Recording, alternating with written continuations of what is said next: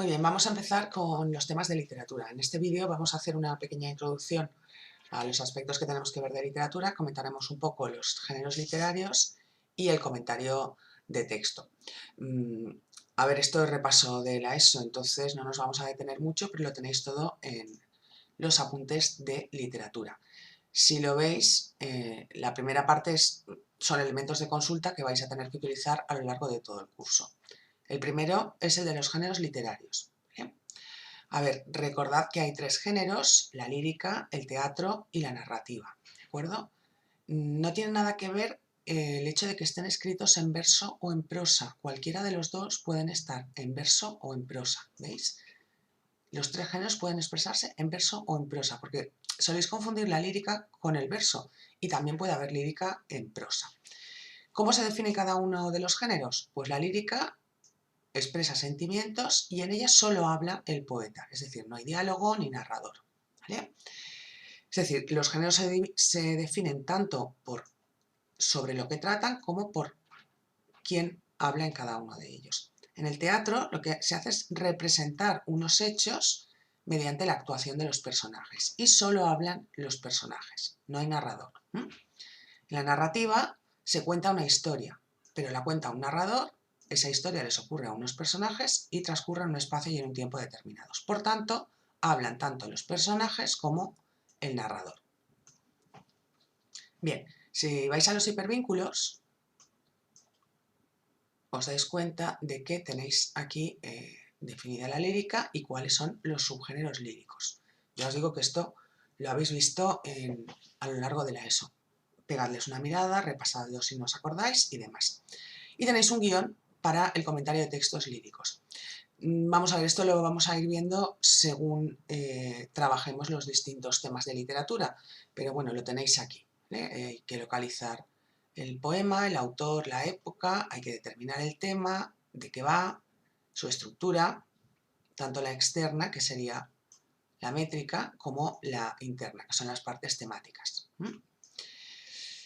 Y luego hay que analizar las figuras, sobre todo las figuras retóricas, es decir, la forma que adquiere el poema. Las figuras retóricas, se comenta la sintaxis, el vocabulario, etc.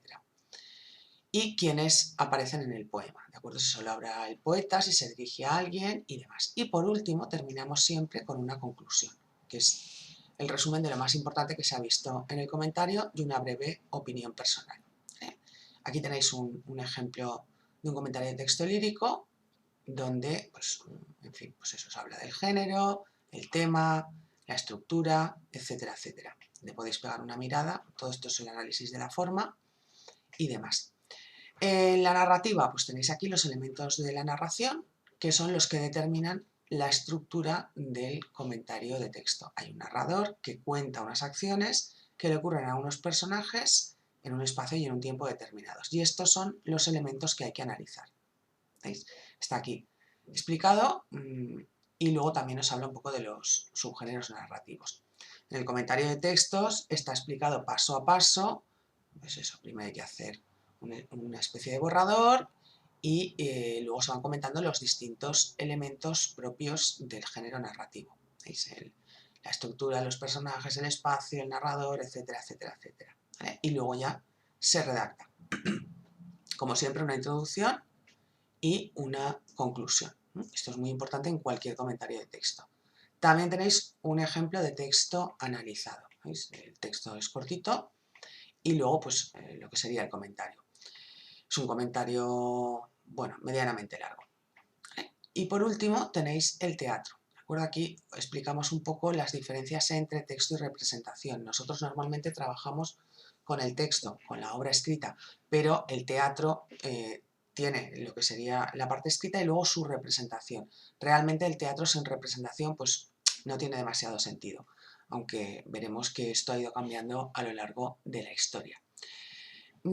Os comenta también los subgéneros, que son los más importantes, la tragedia, la comedia y la tragicomedia o drama, y luego los subgéneros menores.